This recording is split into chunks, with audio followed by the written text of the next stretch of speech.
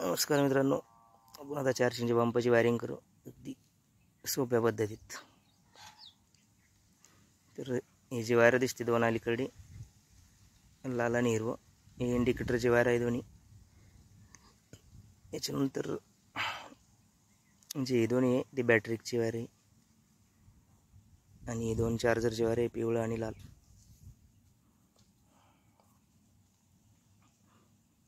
आणि लाल वायरला पण लाल एक बॅटरीचं आणि एक इंडिकेटरचं लाल वायर जोडून ठेवू. आणि आता हे चार्जरचं लाल वायर याला जोडून टाकू.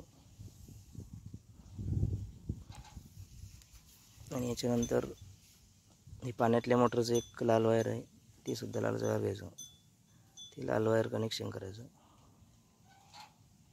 आणि एक रेग्युलेटरचं लाल वायर घ्यायचं,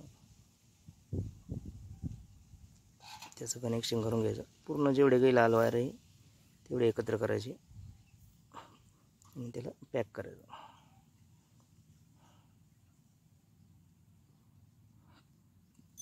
तर याच्यानंतर दुसरी वायर राहिली आपल्याला हिरव्या कलरची, हे इंडिकेटरचं वायर आहे, हे राहू देऊ सध्या. आता एक बॅटरीचं वायर घेऊ काळा वायर आणि एक रेग्युलेटरचं काळा वायर.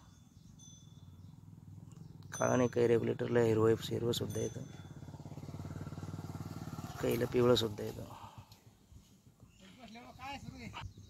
तर आता बॅटरीची काळा वायर आणि याचं रेग्युलेटरचं एक वायर जोडून टाका. ही तिन्ही वायर, एक रेग्युलेटरचं, एक इंडिकेटरचं आणि एक मोटरचं, 3 वायर एकत्र करायची. याच्यानंतर आता आपण चार्जर कनेक्ट करून पाहू आपली वायरिंग क्लिअर झालेली की नाही. तर इथे चार्जर यात खोसले की लाईट लागले का समजा आपली वायर क्लिअर झालेली आहे.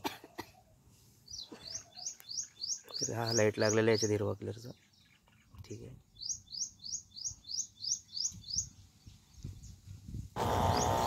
चाली करून पाहू, चाली सुद्धा होतं.